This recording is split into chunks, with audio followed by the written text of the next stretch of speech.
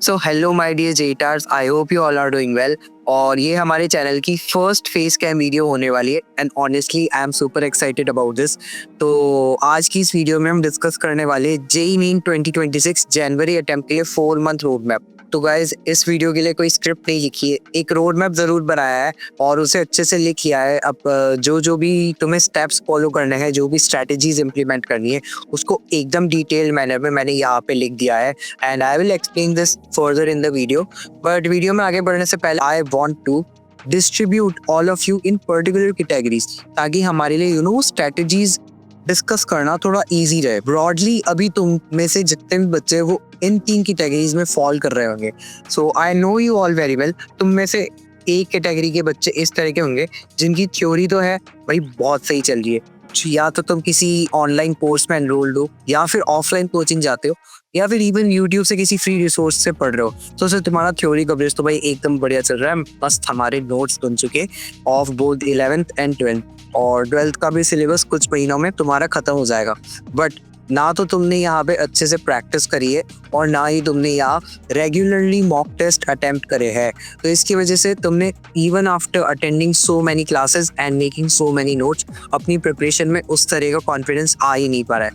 And honestly speaking, बिना practice और बिना मॉक्स के you can say that your preparation is 70% incomplete.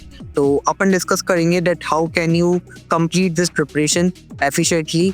और सेकंड नंबर की जो कैटेगरी होगी स्टूडेंट्स की, वो इस तरह की होगी कि 11th में भैया पता नहीं था किस तरह से पढ़ना था, क्या पढ़ना था, काफ़ी ज़्यादा टाइम वेस्ट कर दिया फालतू की चीज़ों में, गाइडेंस नहीं मिल पाई अच्छे से।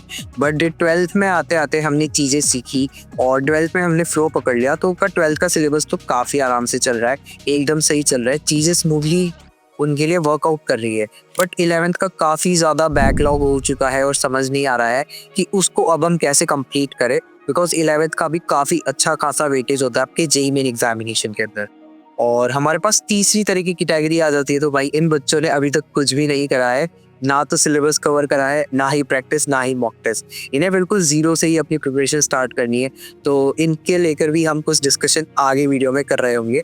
एंड एक और चीज मुझे बतानी है आप सभी को कि यार ये वीडियो ना प्लीज पूरी देखना, even if you belong to category C students, क्योंकि ऐसे काफी सारे पॉइंट्स है जो मैं कैटेगरी ए या बी के स्टूडेंट्स के लिए डिस्कस कर रहा हूँ और वो सी के लिए भी लागू हो रहे होंगे।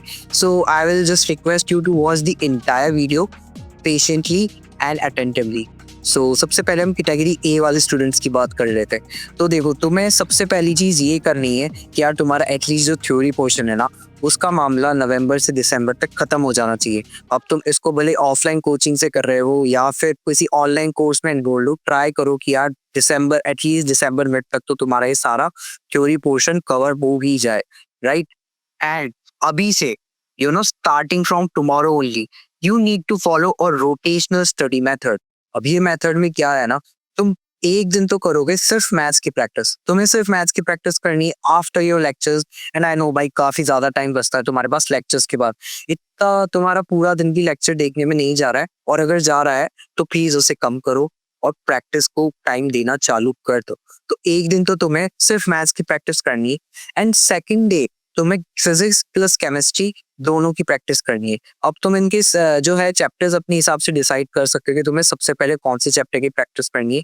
बट ट्राई करना कि ये वाला जो तुम साइकिल है या ये वाली जो मेथड है, ये तुम अच्छे से एफिशिएंटली फॉलो कर रहे हो। और तुम में से काफियों के मन में डाउट भी आ सकता है कि भैया हम सिर्फ 3 दिन के लिए मैथ्स की प्रैक्टिस कर रहे हैं हफ्ते में, तो क्या वो इनफ होगा। तो यार ऑनेस्टली बताओ ना, तो लॉन्ग रन में काफी ज्यादा इफेक्टिव और काफी ज्यादा एफिशिएंट मेथड है। तो तुम्हें एक दिन मैथ्स की प्रैक्टिस करनी है, दूसरे दिन फिजिक्स और केम की प्रैक्टिस करनी है, और ये साइकिल तुम्हें फॉलो करती रहनी for Monday to Saturday. Okay, तो हमारे वीक के जो 6 दिन है वो हमारे प्रैक्टिस को कंप्लीटली डेडिकेटेड रहनी चाहिए। तो आई होप तुम्हें ये रोटेशनल स्टडी मेथड क्लियर हो गया कि तुम्हें किस तरह से फॉलो करना है। और एक और रीजन है कि यार ये वाला मेथड मैं तुम्हें बता रहा हूँ इज बिकॉज यार ये ना गिल्ट वाला जो फैक्टर है ना, उसको इक्वेशन से ही हटा देता है। देखो, तीनों सब्जेक्ट्स एक दिन में टच कर पाना काफी ज्यादा डिफिकल्ट टास्क होता है। एंड एज अ एस्पिरेंट वो जो डेली टारगेट्स ना मीट करने का गिल्ट है ना, वो काफी हैवी हो जाता है प्रिपरेशन के दौरान हमारे ऊपर। एंड मैं भी एस्पिरेंट रह चुका हूँ, तो यार मैं वो वाली चीज समझता हूँ। तो इस वजह से इस मेथड के अंदर क्या हो रहा होगा ना कि यार तुम्हारा वो गिल्ट वाला फैक्टर ही इक्वेशन में नहीं आ रहा होगा, क्योंकि यार यहाँ हमने डुएबल लोड लिया है हमारे रोज के टारगेट्स के लिए, और इसे फॉलो करना ज्यादा डिफिकल्ट नहीं होना चाहिए। ऑफ कोर्स तुम्हें सिंसियरली इसे फॉलो करना पड़ेगा, और इनिशियली इसको प्रैक्टिस में लाना, इसको अपनी हैबिट में लाना भी डिफिकल्ट होगा। But please try to stick to this method, and I can assure you कि भाई तुम्हारी प्रैक्टिस बहुत ही शानदार हो जाएगी बाय दिस मेथड। तो अभी तुम्हारे दिमाग में ये तो क्लियर हो गया कि भाई हमें प्रैक्टिस किस तरह करनी है। सो नाउ लेट्स डिस्कस कि हमें प्रैक्टिस क्या करना है। सो व्हाट का आंसर करते हुए तुम्हारे दिमाग में आ रहा होगा कि यार भैया मैं ये वाली बुक कर लेता हूँ, या ये वाला कोचिंग मॉड्यूल जो है ये मेरे फ्रेंड ने बताया था कि काफी ज्यादा अच्छा है। तो यार अब सिर्फ हमारे हाथ में 4 महीने बचे, और 4 महीने में कोई बुक या मॉड्यूल को अच्छे तरह से कर पाना पॉसिबल नहीं है, ऑनेस्टली स्पीकिंग। तो सबसे रेलेवेंट और सबसे अच्छा रिसोर्स जो तुम्हारे लिए प्रैक्टिस का इस समय हो सकता है, it is J knees PYQs. And believe me, ये जो जे नीज की पीवाईक्यूज सॉल्व करने वाली चीज है, इसको करके काफी सारे बच्चों ने 99 एंड इवन 99.5 परसेंटाइल भी क्रैक करी है in that JEE mains examination. तो you can completely rely on them. और एक और फैक्टर ये है कि यार तुमने देखा होगा लास्ट के जो 5 साल है उनमें काफी सारे पेपर्स हुए। तो एनटीए ने वैरायटी ऑफ क्वेश्चंस को भी एक्सप्लोर कराया, और काफी सारी डिफिकल्टीज भी जो है उन्होंने अलग अलग पेपर के अंदर रखी थी। तो इस वजह से तुम्हारे सारे वैरायटी के क्वेश्चंस कवर हो जाते एंड ऑल्सो सारी डिफिकल्टी के क्वेश्चंस कवर हो जाते, राइट। तो देखो मैथ्स के अंदर तो तुम्हें सबसे पहले 2022 के क्वेश्चंस करने, ये क्वेश्चंस काफी ज्यादा टफ आए थे एंड लेंदी भी थे। तो ऑनेस्टली इन क्वेश्चंस को करने के बाद तो तुम्हारी मैथ्स की जो प्रैक्टिस है ना अलग ही लेवल पे चली जाएगी। मतलब एक एक क्वेश्चन अपने आप में तुम्हें इतना कुछ सिखा देगा ना, that I can't just tell in words. और जो 2023 और 2024 के पीवाईक्यूज है ना, वो भी तुम्हें करने हैं। और ये वाले पीवाईक्यूज जो है ना थोड़े से डुएबल साइड पे चले जाते हैं, और थोड़े से लेंदी क्वेश्चंस होते हैं। तो ये क्वेश्चंस करके ना तुम्हारे जो स्कोरिंग क्वेश्चंस आते हैं मैथ्स के segment in your JEE Mains examination, उसकी प्रैक्टिस काफी अच्छे से हो जाएगी। तो ओवरऑल ये 3 साल के पीवाईक्यूज अगर तुम अच्छे से कर लेते हो along with your syllabus covering, तो आई कैन अश्योर यू कि भाई तुम्हारे सारी डिफिकल्टी लेवल कवर हो जाएगी। और ये ही क्वेश्चंस यार काफी ज्यादा हो जाते हैं, बिकॉज मैथ्स में it takes a lot of time to do practice. तो अगर तुम ये 3 साल के पीवाईक्यूज कर लेते हो ना, भाई अभी के लिए तो काफी है, मोर देन इनफ।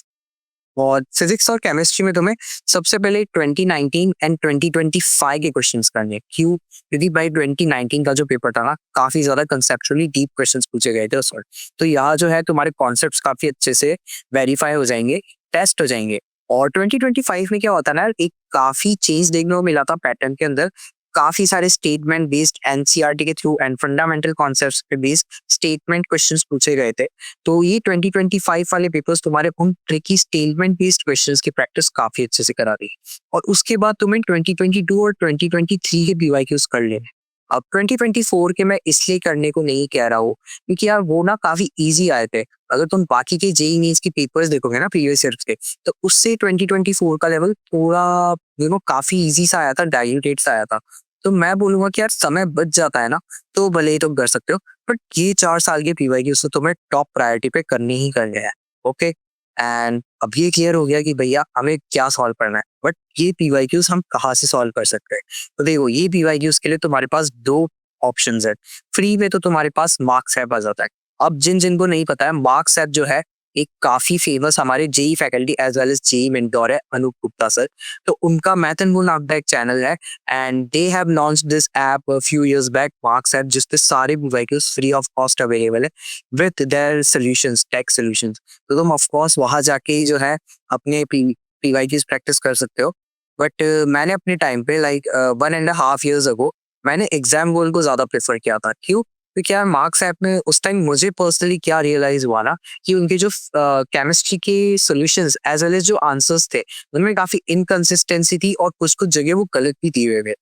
तो मुझे एग्जाम्पल ज्यादा बेटर लगा था, but again it was my personal preference. और ये 1.5 साल पुरानी बात है यार। अब काफी हाई चांसेस है कि मार्क्स ऐप ने अपनी मिस्टेक रेक्टिफाई भी कर ली हो। बाकी ये कोई पेड प्रमोशन नहीं है गाइस, ये मैं अपने पर्सनल एक्सपीरियंस से बता रहा हूँ, जो स्टूडेंट्स का फीडबैक रहा है उससे ही बता रहा हूँ। एंड पेड में हम एग्जाम बोल है, बट इसका भी जो सब्सक्रिप्शन है ना ये barely 60 to 70 रुपीज का आता है। और उसके साथ तुम्हें 6 मंथ्स का ये सब्सक्रिप्शन मिल जाता है। एंड इसमें पीवाईक्यूज तुम्हें सिर्फ जेई के नहीं मिलते, बाकी जितने भी इंजीनियरिंग एग्जाम्स है लाइक कॉमेड ए, एमएसटीसीटी एक्सेट्रा एक्सेट्रा, उसके भी तुम्हें जो है पीवाईक्यूज मिल जाते हैं अलॉन्ग विद सॉल्यूशंस। और इसमें एक और चीज होती है यार, तुम इसका अगर सब्सक्रिप्शन ले लेते हो ना, तो तुम्हें जो है इसके जो प्रीवियस ईयर पेपर्स है उनको एज मॉक टेस्ट अटेम्प्ट करने की भी फैसिलिटी यहाँ देखने को मिल जाती है। तो वो मार्क्स ऐप पे अवेलेबल नहीं है फॉर फ्री, बट तुम एग्जाम गोल पे दे सकते हो। तो ये एक अच्छी चीज है एग्जाम गोल के बारे में। तो जो भी तुम्हें सूटेबल लगे you can go with it. अब तुम्हारी प्रैक्टिस का सीन तो सॉर्ट आउट हो गया, तो अब मॉक टेस्ट की बात कर लेते हैं। देखो मॉक टेस्ट में ना सबसे पहले सब कमेंट सेक्शन में जाओ और लिखो कि भैया I will give a mock every Sunday from this week. सीधी सी बात है भाई। देखो तुम अगर संडे को एक मॉक दे देते हो ना, तो ये मॉक टेस्ट काफी ज्यादा हेल्प करेंगे तुम्हारी प्रिपरेशन, बिकॉज ये मेजरली दो काम करते हैं। सबसे पहले तो ये तुम्हारे वीक पॉइंट्स आइडेंटिफाई करने में काम करते हैं, एंड सेकेंडली यार ये तुम्हें ना एग्जाम एनवायरनमेंट के साथ फैमिलियर करते हैं। एक तो हम नॉर्मल प्रैक्टिस करते हैं ना, तो उसमें और एग्जाम के अंदर बैठ के क्वेश्चन करने में काफी ज्यादा डिफरेंस आ जाता है। तो ये तुम्हें सिखाते हैं कि तुम प्रेशर में किस तरह टाइम बाउंड मैनर में क्वेश्चन सॉल्व करोगे एफिशिएंटली, ताकि तुम्हारी जो एक्यूरेसी है वो कॉम्प्रोमाइज ना हो किसी भी लेवल पे। तो एक मॉक तो भाई हमें देना ही है। अभी तुम कोई टेस्ट सीरीज भी परचेज कर सकते हो, कहीं अगर तुम्हारे पास फ्री मॉक्स मिल जाते वो भी कर सकते हो, या फिर प्रीवियस ईयर पेपर्स को भी एज मॉक्स टेस्ट दे सकते हो। It doesn't matter. The thing is her Sunday तुम्हें एक मॉक टेस्ट देना ही है। और इसलिए मैंने ऊपर रोटेशनल स्टडी मेथड में भी जो तुम्हारी प्रैक्टिस का ड्यूरेशन है वो मंडे टू सैटरडे ही रखा है, बिकॉज आई नो संडे को तुमसे मैनेज हो पाए या ना हो पाए इट इजंट श्योर। तो संडे को तुम प्रैक्टिस से ऑफ भी ले सकते हो, बट भाई मॉक टेस्ट तो देना ही है और इसका एनालिसिस भी करना ही है। और जब लास्ट के 3 वीक बचेंगे ना, जब तुम्हारा एग्जाम नियर पास आ ही चुका है, तो तुम्हें शिफ्ट हो जाना है 2 मॉक्स पर वीक में। अब ये तुम किसी भी टाइम ड्यूरेशन पे दे सकते हो, बट आई विल एडवाइस कि भाई कंसेक्यूटिवली मत देना कि भाई आज मैंने एक मॉक टेस्ट दिया और कल ही दूसरा मॉक टेस्ट दे दिया, ऐसे मत करना। बीच में थोड़ा सा गैप रखना ताकि तुम जो चैप्टर्स तुम्हारी वीक है उन्हें वापस से अच्छे से रिवाइज कर पाओ और अच्छे से मॉक टेस्ट दे पाओ। तो ये तो हो गई हमारे कैटेगरी ए स्टूडेंट्स की बात सारी। तो अब हम आ जाते हैं कैटेगरी बी स्टूडेंट्स पे, जिनका 11th का काफी सारा बैकलॉग है बट उसका 12th काफी अच्छे से चल रहा है। तो भाई देखो सबसे पहले तो तुम्हें अपना जो 12th का फ्लो है ना उसको एज इट इज रखना है, उसको बिल्कुल भी डिस्टर्ब मत होने देना। तुम्हें अपना 12th का सिलेबस टाइमली अपने टीचर्स के साथ अपने बैच के अंदर कवर कर लेना है, या तुम्हारा जो भी प्लान चल रहा है फ्री रिसोर्सेज के साथ उसके साथ कवर कर लेना है बाय नवंबर और दिसंबर, राइट। अब साइमल्टेनियसली इस वीक से ही तुम्हें क्या करना है ना, वन शॉट से अपना सिलेबस कवरेज स्टार्ट करना है। अब तुम में से काफी सारों के माइंड में ये डाउट आ सकता है कि भैया क्या वन शॉट्स इनफ रहेंगे, क्या हमें वन शॉट से स्क्रैच से समझ आ जाएगा, बिकॉज हमने काफी सारे चैप्टर्स ऐसे हैं जो पहले नहीं पढ़े थे। तो यार देखो अंडरस्टैंड वन थिंग कि अभी तुम्हारे पास इतना टाइम नहीं है कि तुम फुल लेंथ लेक्चर्स से पूरा अपना जो 11th का बैकलॉग है उसको कवर कर पाओ। एंड सेकेंडली यार अब तुमने जब 12th अच्छे से पढ़ लिया ना, तो तुम्हारे एक बेसिक एप्टीट्यूड, एक बेसिक फाउंडेशन बिल्ड हो चुकी है, तुम मैथमेटिकल टूल से फेमिलियर हो चुके हो, तो तुम्हारे लिए अब वन शॉट्स को समझना उतना ज़्यादा मुश्किल नहीं होगा। ओके, सो तुम वन शॉट्स पे अच्छा खासा रिलाई कर सकते हो। And I personally know a lot of aspirants जिन्होंने यार अपनी पूरी प्रिपरेशन ही वन शॉट से करी थी और उनके काफ़ी अच्छे रिजल्ट्स आए थे, and they made it to top NITs and IITs as well. So you can completely rely on one shot for your 11th backlogs. तो यार अब तुम्हें वन शॉट्स कौन से फॉलो करने हैं। तो देखो मैथ्स में तुम्हें सबसे पहले ऑप्शन मिल जाता है मंजिल ऑफ फिजिक्स वाला चैनल। इसमें हमारे पास काफ़ी सारे टॉप टीचर्स ने लेक्चर्स दिए हैं, from Ashish Agarwal sir to Sachin Jakhar sir to Tarun Khandelwal sir. And I am telling you भाई ये सारे ही टीचर्स काफ़ी अच्छे टीचर्स हैं, और भी बाकी टीचर्स ने मैथ्स के काफ़ी अच्छे अच्छे वन शॉट्स लिए हैं। और मंजिल से समझ नहीं आता है तो तुम बाउंस बैक सीरीज़ को भी फॉलो कर सकते हो, जो ही है NV सर की सीरीज़। और ये सीरीज़ भी काफ़ी ज़्यादा फेमस है एस्पिरेंट्स के बीच, एंड पर्सनली मैंने भी इस सीरीज़ को फॉलो किया था अपने टाइम पे। And I can tell you भाई NV सर के जो शॉर्ट ट्रिक्स होती है क्वेश्चन को सॉल्व करने की, वो तुम्हें कहीं नहीं मिलेगी। And second is physics. तो फिजिक्स में अगेन तुम्हारे पास मंजिल सीरीज जो है फिजिक्स वाला की, वो काफ़ी बेस्ट ऑप्शन हो जाता है वन शॉट्स के अंदर, क्योंकि यहाँ तुम्हें सारे चैप्टर्स मिल जाते हैं, इन डेप्थ पढ़ाया गया है तुम्हें, और काफ़ी सारे PYQs भी साथ के साथ क्लास इलस्ट्रेशन की तरह पढ़ाए गए। And one more thing I will advice you कि तुम यहाँ से किसी भी चैप्टर का वन शॉट करने के बाद ना रिवीजन चेकलिस्ट से सेम चैप्टर को कवर कर लो। रिवीजन चेकलिस्ट तुम्हें फिजिक्स गैलेक्सी चैनल पे मिल जाएगी आशीष अरोड़ा सर की, और इसमें क्या है ना, हर टॉपिक को सर ने कवर करा है फ्रॉम जेईई पर्सपेक्टिव। तो हो सकता है कि भाई एक आधा टॉपिक भाई अगर वन शॉट में रह भी गया तो तुम्हारा वो इस रिवीजन चेकलिस्ट से कवर हो जाएगा, और साथ के साथ ही तुम्हारा रिवाइज भी करा देगी वो पूरा चैप्टर काफी अच्छे से। तो ना माइंड में एक रोड मैप बन जाता है ऑफ अ पर्टिकुलर चैप्टर, तो वो काफी ज्यादा हेल्पफुल रहता है। और अगर हम केमिस्ट्री की बात करें तो हम केमिस्ट्री में सबसे पहले ऑर्गेनिक केमिस्ट्री में तो रोहित अग्रवाल सर से best one shot I don't think किसी के तुम्हें मिलेंगे पूरे यूट्यूब पे। अगर तुम कैमप्रेक्स के नोट्स भी देखोगे तो वो काफी ज्यादा रोहित अग्रवाल सर के कंटेंट से ही ओरिएंटेड है। तो ऑफ कोर्स मैं कहूंगा कि यार रोहित अग्रवाल सर के लेक्चर्स फॉलो कर लो मंजिल से। और इनऑर्गेनिक केमिस्ट्री में यार पीएमएस सर से बेटर वन शॉट्स किसी के नहीं मिलेंगे। अगेन ये वन शॉट सिर्फ जेई मेंस ही नहीं, जेई एडवांस भी कवर कर देंगे भाई।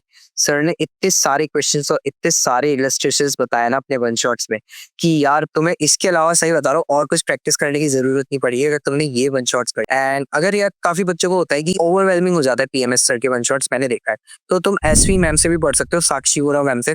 उन्होंने बाउंस बैक सीरीज पे ना पूरी इनऑर्गेनिक पढ़ा रखी काफी अच्छी तरीके से। सो ऑनेस्टली ये रिसोर्स भी काफी अच्छा है, तुम साक्षी वोरा मैम से भी पढ़ सकते हो बाउंस बैक सीरीज पे। एंड फिजिकल केमिस्ट्री में हमारे पास यहाँ पे दो ऑप्शंस है and both are equally good. First is Sakshi Vora ma'am bounce back series again, and second is Faisal Razak sir of Manzil series. तो इनको भी तुम चेकआउट कर सकते हो। मैंने काफी पिन पॉइंटेड वे में ही तुम्हें वन शॉट्स बताया है, हालांकि काफी सारी अदर वन शॉट सीरीज है। तो यार अगर तुम किसी और टीचर को पहले देख चुके हो और उनके साथ कंफर्टेबल हो पढ़ने में तो उनके भी वन शॉट देख सकते हो, उसमें मुझे कोई इशू नहीं है।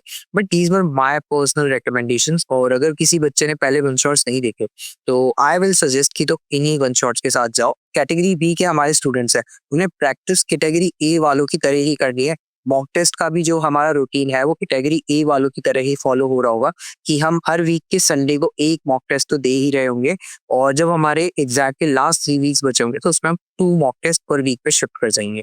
तो इसलिए भी मैं स्टार्टिंग में कहा था कि भाई वीडियो पूरी देखना। आई होप ये कैटेगरी बी वालों को क्लियर हो गया होगा भाई अपना बैकलॉग किस तरह से कवर करना है। एंड कैटेगरी सी स्टूडेंट्स पे आ जाते हैं अब। तो यहाँ काफी कम चीजें मैंने लिखी है एंड आई नो यार तुम में से काफी लोगों ने प्रिपरेशन स्टार्ट नहीं करी है।